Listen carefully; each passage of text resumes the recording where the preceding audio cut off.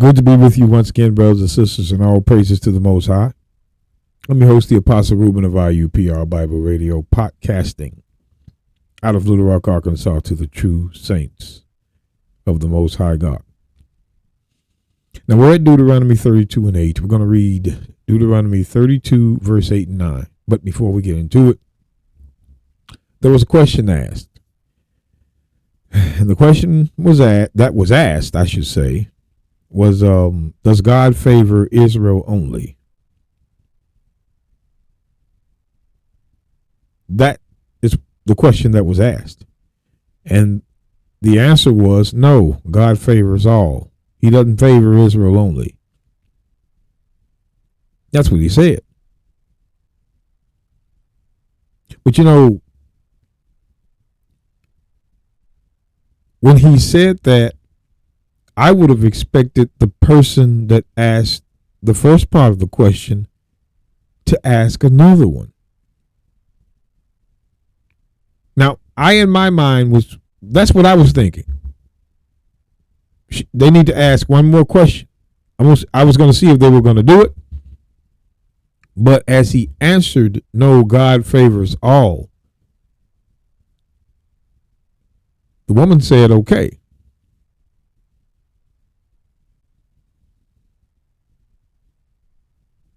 In my mind, I would have asked, can you give me a verse to prove it? But you see, brothers and sisters, Christians are not taught to ask the question. They want to ask the Hebrews everything, but they don't ask their own pastors nothing. That's crazy to me.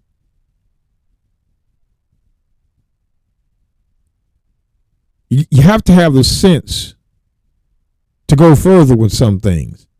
If the pastors on Sunday morning are saying, no, God favors all nations, all people that believe on Christ and all that other stuff they say with it, where's the chapter and the verse? Well, brothers and sisters, we have chapters and verses that's going to prove that God only favors Israel from beginning to end.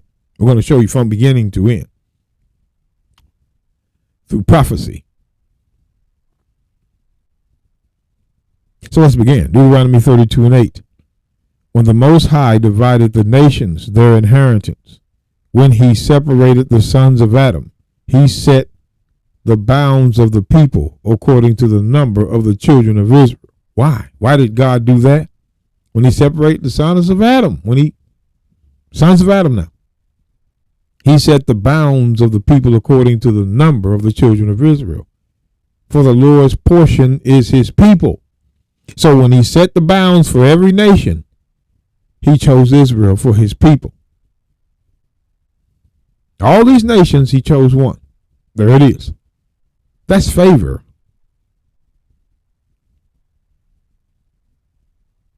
That's favor. Jacob is the lot of his inheritance. Now, not going to be a long podcast episode. I'm not going to do that this time. I'm going to try to stay true to what I say. Let's go to David. Let's go to the book of Psalms. Psalms 44. I'm going to start in verse 1 and read on down. It says, we have heard with our ears, O God. Our fathers have told us what work thou didst in their days, in the times of old. How thou didst drive out the heathen with thine hand and plantest them. How thou didst afflict the people and cast them out. No, I'm not going to do it, because this is more proof when you, let me see.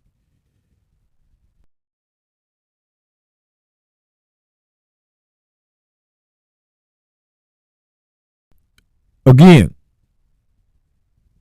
remember we told you that when you are searching in these dictionaries, when you see the term heathen or Gentiles, it's in bold black letters. Bold black letters.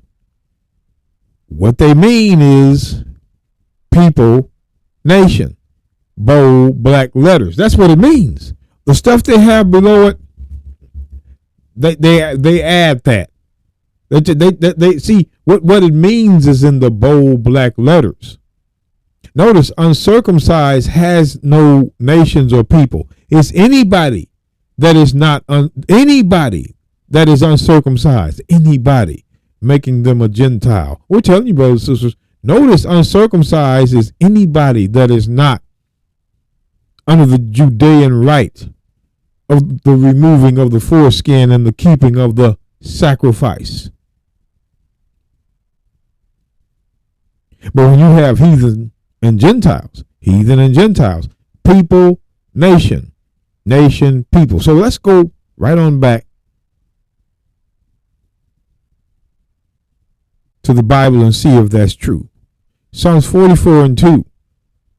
How thou didst drive out the heathen with thine hand, and plantest them. How thou didst afflict the people. See, the heathen are the people. That's what heathen means, the people. And cast them out. The people were the heathen.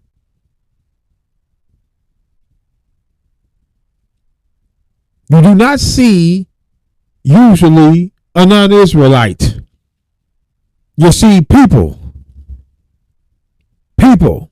nation, people. Like you saw here. Nation, people, nation. Because that's what the heathen was.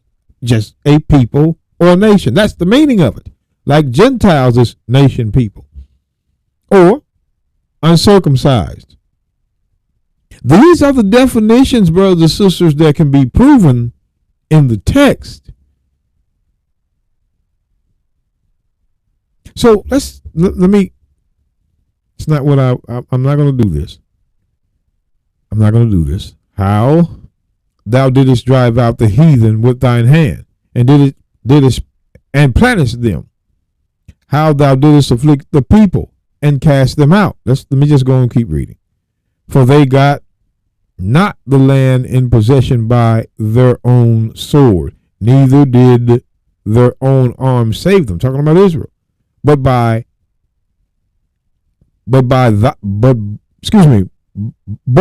thy right hand and thine arm and the light of thy countenance, because thou hadst a favor unto them. Do you see that? Wait a minute. Let me read that over.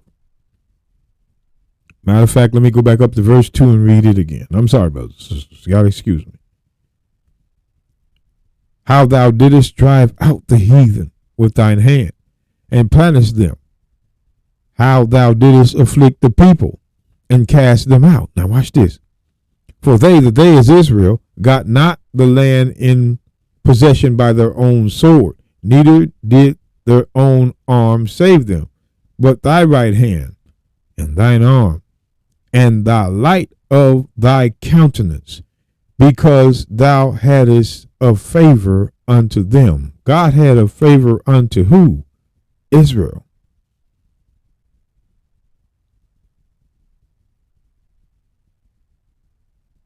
Them is Israel. God had favor unto Israel.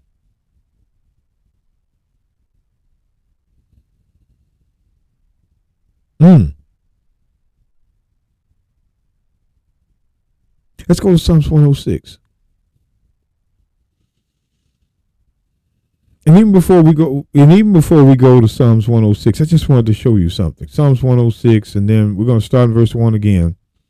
But I want to drop down here and look at this here. Now, I looked this up. Favor. Let's look at what it means to favor. To favor. Something means to show preference for it. So to favor something means to show preference for it, like it more than other options, or to treat it with more kindness or attention than others. It can also mean to support something or make it more likely to succeed.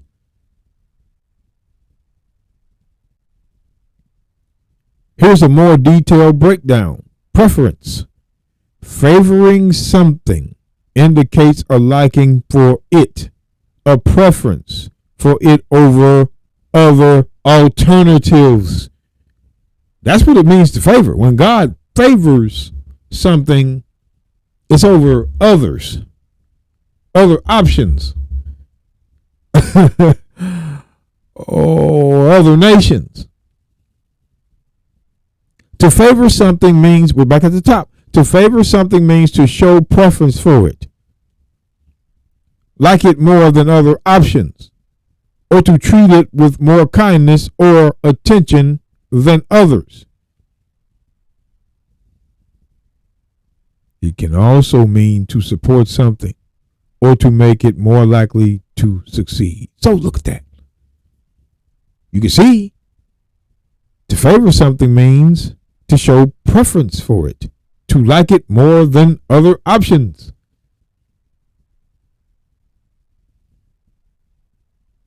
Or to treat it with more kindness or attention than others.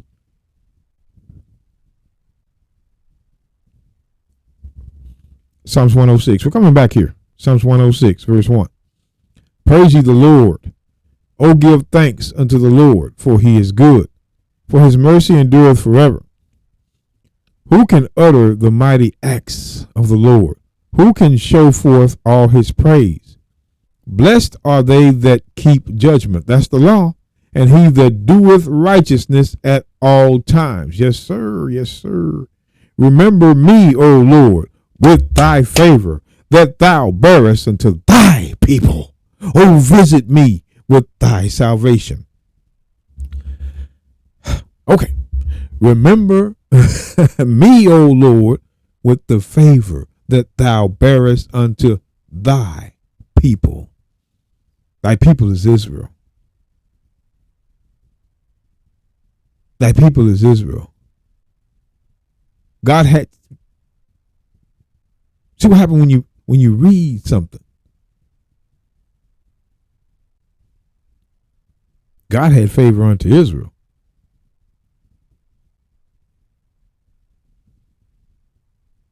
Oh, visit me with thy salvation. Notice, brothers and sisters, when we're proving something, in order to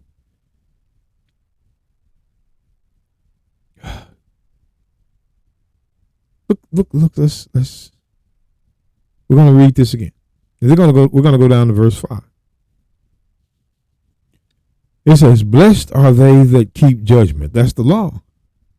"And he that doeth righteousness at all times." Doeth righteousness at all times. Doeth righteousness. 1 John 3. Doeth righteousness. So to keep judgment is as doing righteousness. So doing righteousness means to keep judgment. To keep judgment is to keep the law.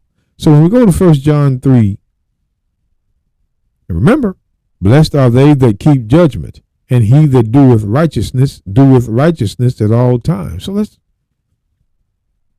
1 John 3 and 7. Little children, let no man deceive you. He that doeth righteousness is righteous, even as he is righteous. So those that do with righteousness are keeping the law. Like it says in Psalms 106, verse 3. John says you had to do righteousness to be righteous. You have to keep the law to be righteous. That's why, again, it says in Luke 1 and 6, these Christians, John the Baptist's parents. John the Baptist's parents. And they were both righteous before God, walking in all the commandments and ordinances of the Lord blameless. They were doing the commandments and ordinances blameless. That's without sin, to be righteous. They had to do it to be righteous. They had to do it to be righteous. You were not made righteous at the cross. The free gift, the finished work.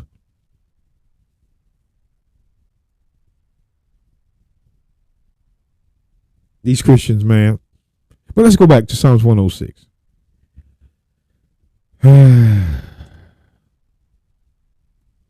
Christianity was designed to take our people to the death. Psalms 106:3, blessed are they that keep judgment, and he that doeth righteousness at all times. Remember me, O Lord, with the favor that thou bearest unto thy people. O visit me with thy salvation. The favor was with his people, not the nations. That I may see the good of thy chosen. Who is his chosen? That I may rejoice in the gladness of thy nation. Who is his nation? That I may glory with thine inheritance. Who is his inheritance? See all this?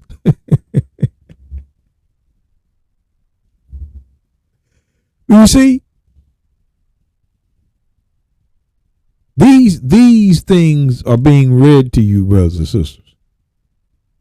And we already know. We already know who his chosen is. So, I mean, just to prove the chosen,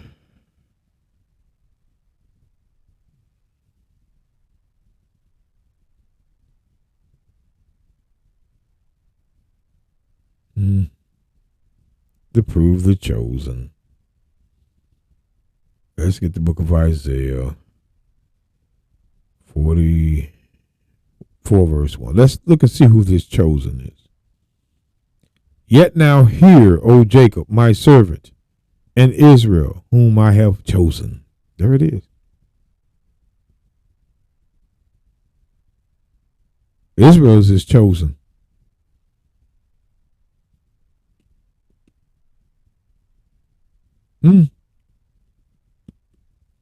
So the chosen, let's go back. Psalms 106.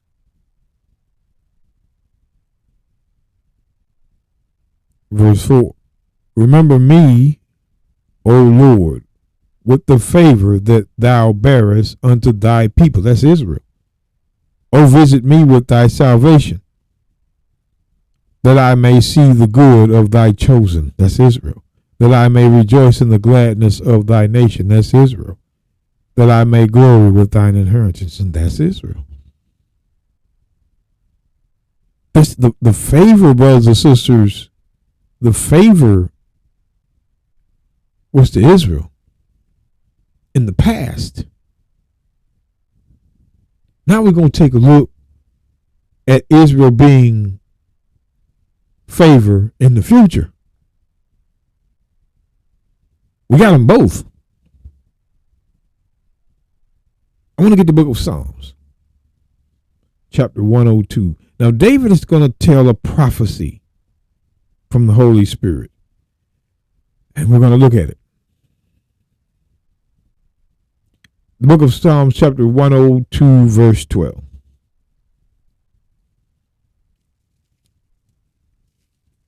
I'm going to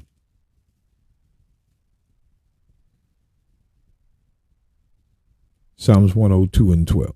We're going to read on down. It says, but thou, O Lord, shall endure forever, and thy remembrance unto all generations. Thou shalt arise and have mercy upon Zion, for the time to favor her, yea, the set time is come. the time to favor her. The time to favor her is come. The set time has come. So we're going to look at the time that he's going to favor her. We're going to look at it. So when we drop on down, it says, thy servants take pleasure in her stones and favor the dust thereof. So the heathen shall fear the name of the Lord, and all the kings of the earth thy glory. So the heathen now, the Gentiles now. Well, watch this. When the Lord shall build up Zion, he shall appear in his glory. Stop right there. See this right here. Right here is what it's talking about in verse 13.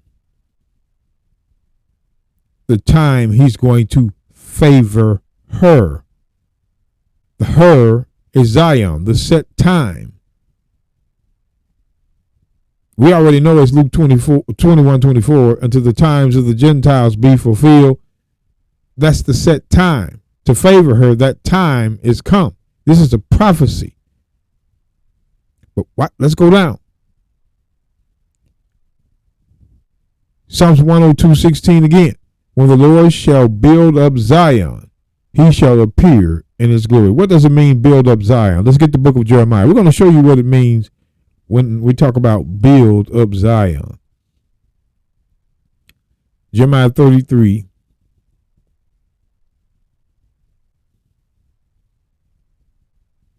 Verse 6.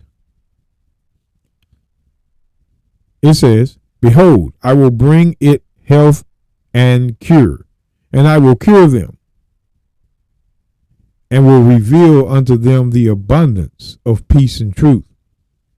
And I will cause the captivity of Judah and the captivity of Israel to return, both kingdoms, both, and will build them as at the first. See, that's what it means to be built up, returning the captivity. When he builds up Zion, he's returning them from their captivity.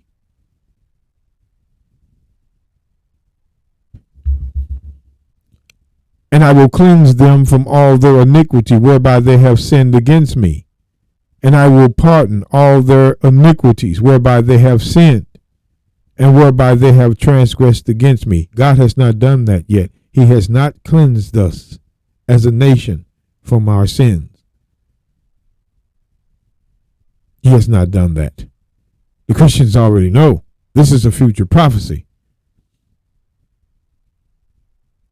This is a future prophecy. Watch.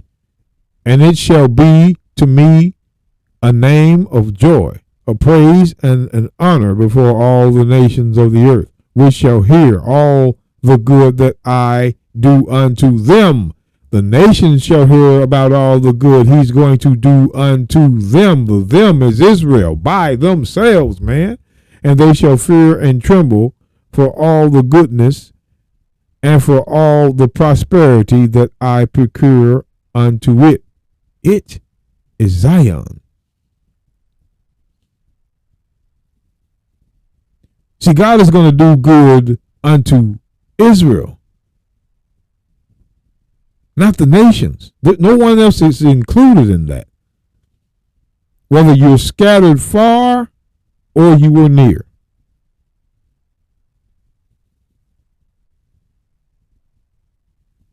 So when we talk about the time frame of this, let's go back to Psalms 102. Psalms 102 and 16. We're giving you the time frame here when this is going to happen. The time frame. That's why it says, when the Lord shall build up Zion, that's when he turns the captivity. Both kingdoms. He shall appear in his glory. He shall appear in his glory. What does it mean to appear in his glory?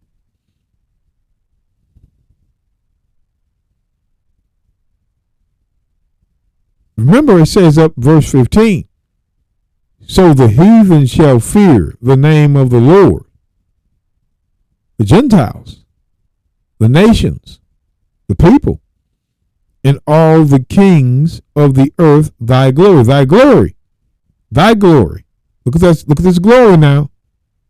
When the Lord shall build up Zion, he shall appear in his glory. When is the Lord going to appear in his glory? When? When?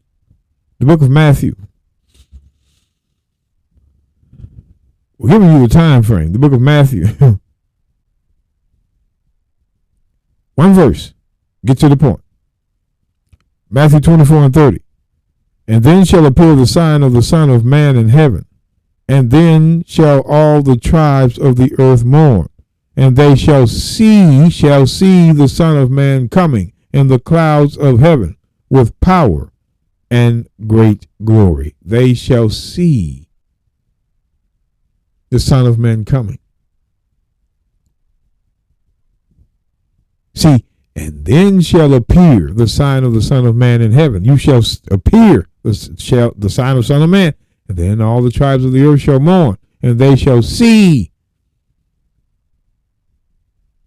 This is when he's going to appear with his glory. It's just a little bit more detailed. It's just a little bit more in detail. We're showing you the time frame. When he appears in his glory, it's at the second coming.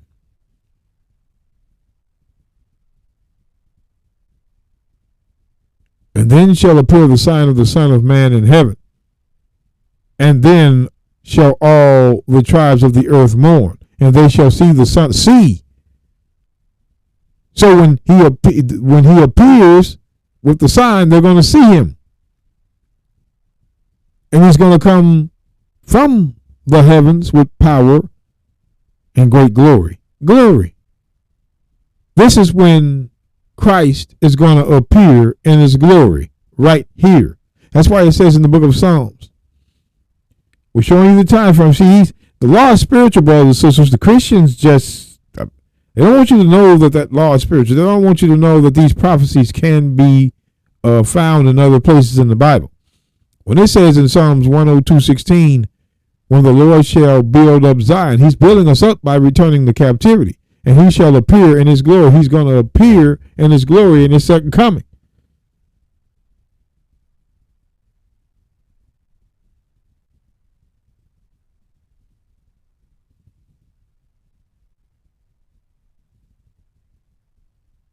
The part of his glory is rebuilding Zion.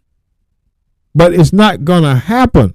The captivity of Israel and Judah is not going to happen until he comes in his glory, the second coming. So when it says in verse 13, when it says, thou shalt arise and have mercy upon Zion, for the time to favor her, yea, the set time has come.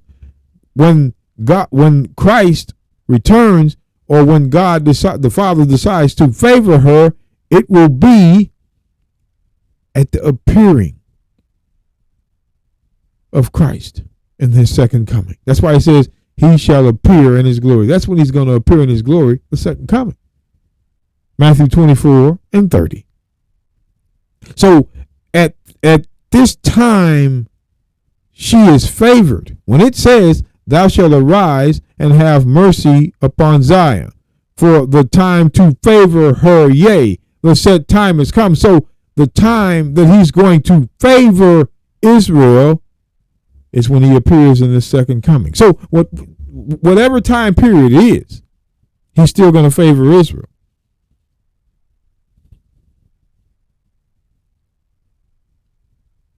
The favor is going to be for Israel at the second coming. Only them.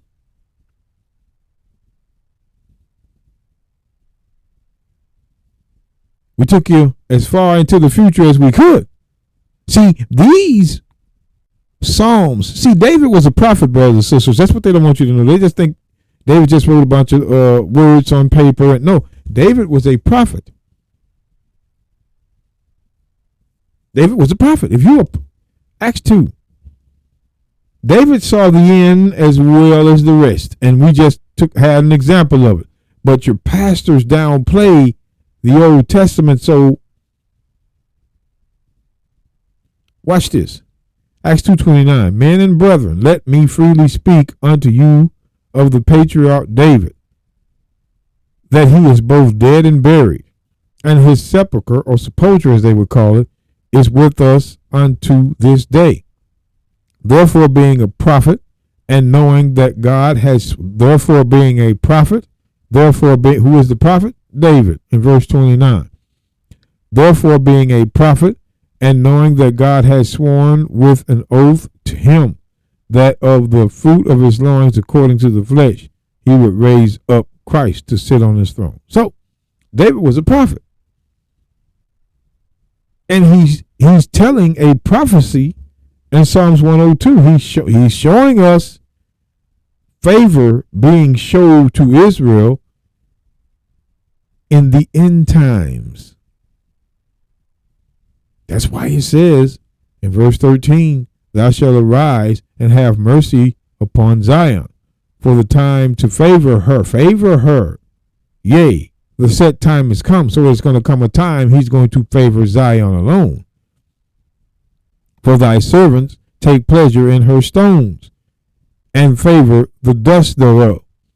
So the heathen shall fear the name of the Lord, and all the kings of the earth thy glory they shall fear, when the Lord shall build up Zion, brings back the captivity of northern and southern kingdom.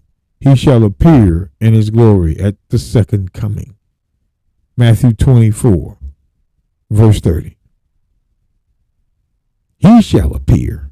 The he is Christ.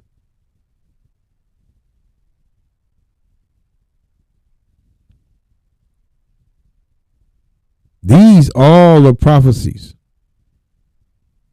but they don't all. I'm not going to even say it. I'm not going to even go there. Let's get the book of Isaiah 60. Here's another future prophecy. Isaiah 60.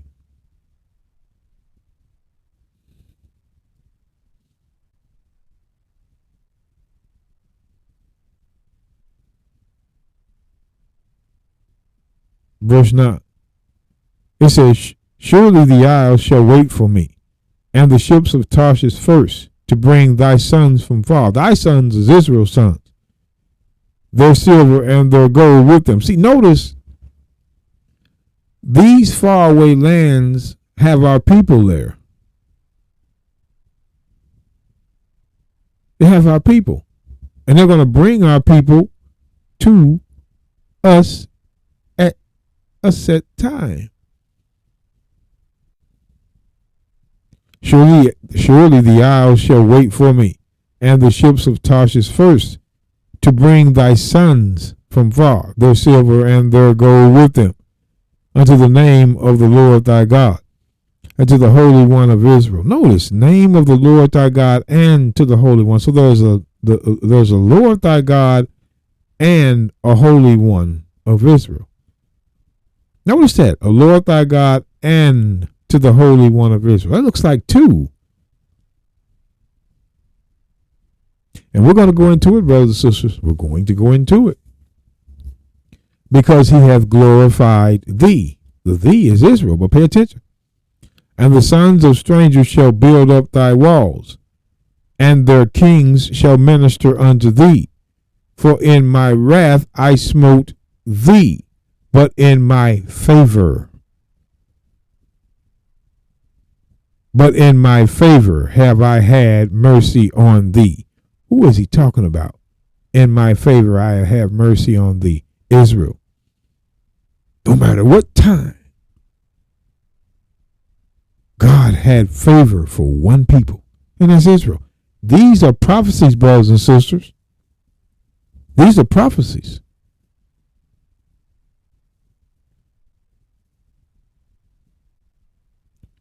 And the sons of strangers shall build up thy walls, and their king shall minister unto thee. For in my wrath I smote thee. That's Israel. But in my favor I have had mercy on thee. Thee, not the nations. Therefore thy gates shall be open continually. They shall not be shut day nor night, that men may bring unto thee the forces of the Gentiles, and that their kings may be brought. The forces of the Well, let's look at this. Let's see when this is going to be. The book of Revelation. Revelation 21. Revelation 21 in verse 24.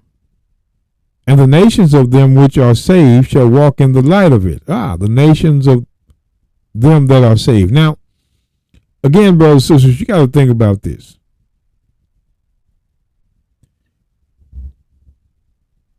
Christians, when they see things, they determine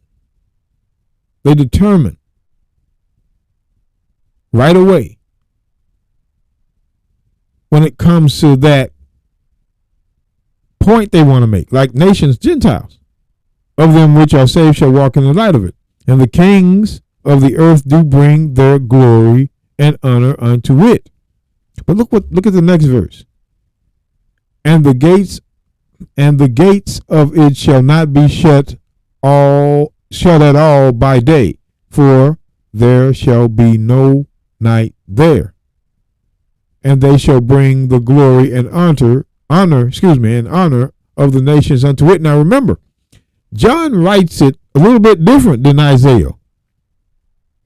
Because when you look at the nations of them which are saved, you go back to Isaiah. I'm just going to make it plain and simple. When you go back to Isaiah, he is quoting the same thing Isaiah has written. When you go back, verse Isaiah 60 and 10, the sons of strangers shall build up thy walls, and their kings shall minister unto thee. For in my wrath I smote thee, but in my favor I have had mercy on thee. See, the only one God had favor on was Israel. See, it has to be precepts, 3 to 4 precepts, to determine what a verse means, or its private interpretation. That's why it says, therefore thy gates shall be open continually. They shall not be shut day nor night. Let's go look at this again. I just want to show you. They shall not be shut. Revelation 21.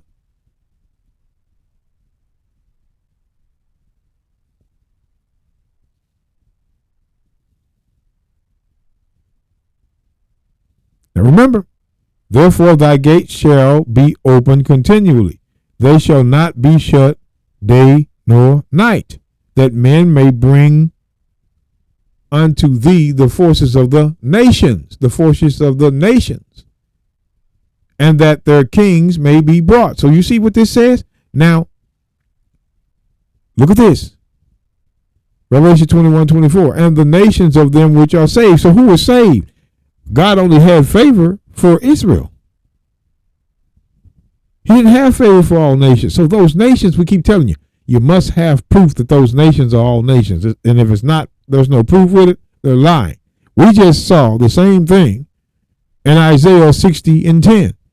And the favor God had was on Israel, not all the nations.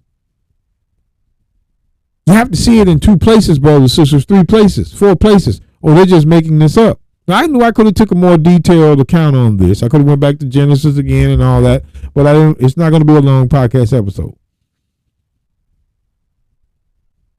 And the nations of them which are saved shall walk in the light of it.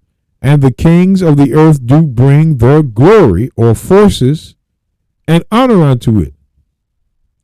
And the gates of it shall not be shut at all by day, for there shall be no night there. The gates shall not be shut at all by day. This is the same thing Isaiah wrote in Isaiah chapter 60. It's the same thing. But the reason why Isaiah wrote it different than John is because John had to write it that way.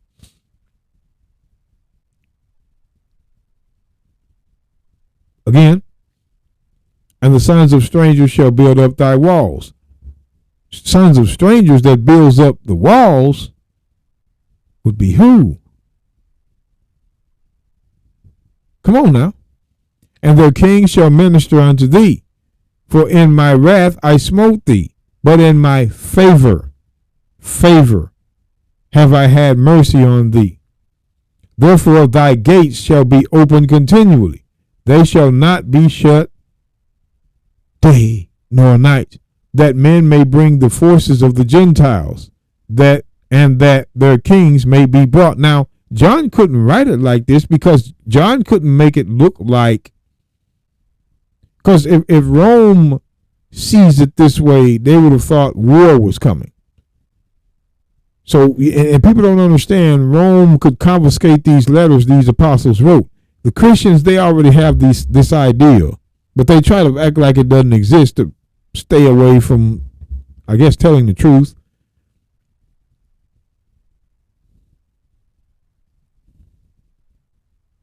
The Gentiles now. For the nation and the kingdom that will not serve thee shall perish. Look at that. Yea, those nations shall be utterly wasted. So there are nations that are not going to be saved, and there are nations that are going to be saved. And those nations that are going to be saved is who you see here. And thy son and the sons of strangers shall build up thy walls. They're going to build up the walls. They're not coming into the city. The outside dirty workers, what they're going to do. And their king shall minister unto thee. For in my wrath I smote thee, but in my favor I have had mercy on thee. The favor is with Israel alone. They're the only ones getting favor. This is the future prophecy. The nations aren't getting favor. Israel is. Future prophecy. All of the end. We're giving you the end. And the favor is with Israel alone.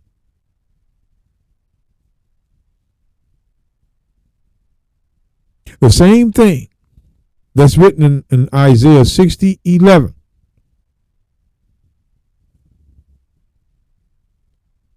The same thing that's written in Isaiah 60 verse 11.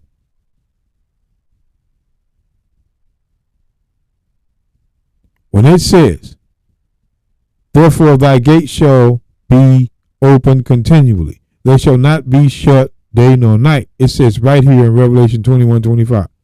And the gates of it shall not be shut at all by day. It says the same thing. For there shall be no night there.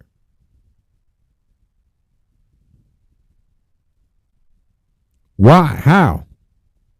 And they shall bring the glory and honor of the nations, which are the Gentiles, into it. Like it says in Isaiah 60:11. John is repeating in these two verses Isaiah 60:11. Actually, he uses part of the 24th verse as well. Understand what we must understand how to read these things.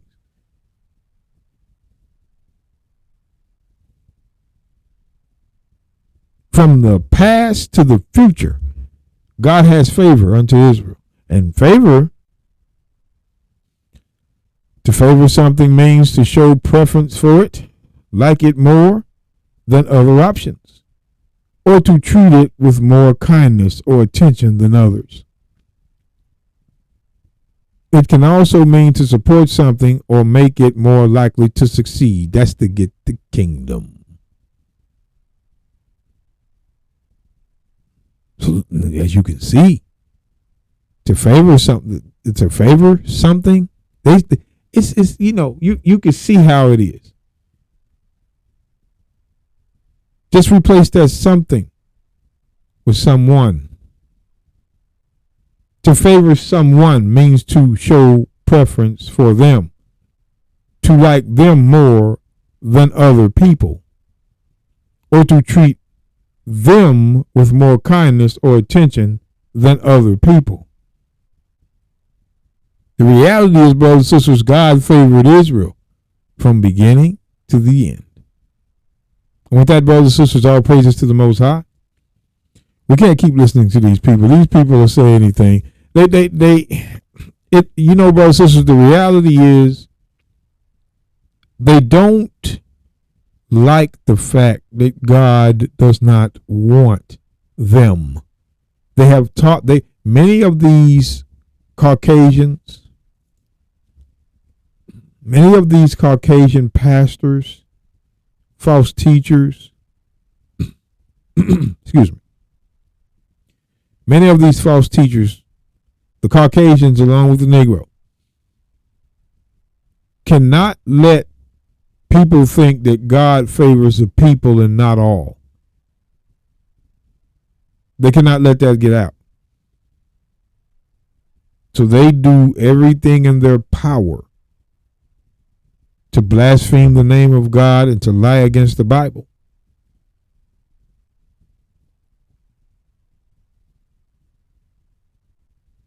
Because they're not going to prove anything, as you saw here today. And see, all you can see, this is the truth. The Negro worships him. Not the words in his book, him, whatever he says. And if he doesn't stop kneeling before him, he's going to go into the lake of fire. And that's a guarantee. And with that, brothers and sisters, all praises. The Sabbath is coming up. Just wanted to take you through something real quick. One love and peace.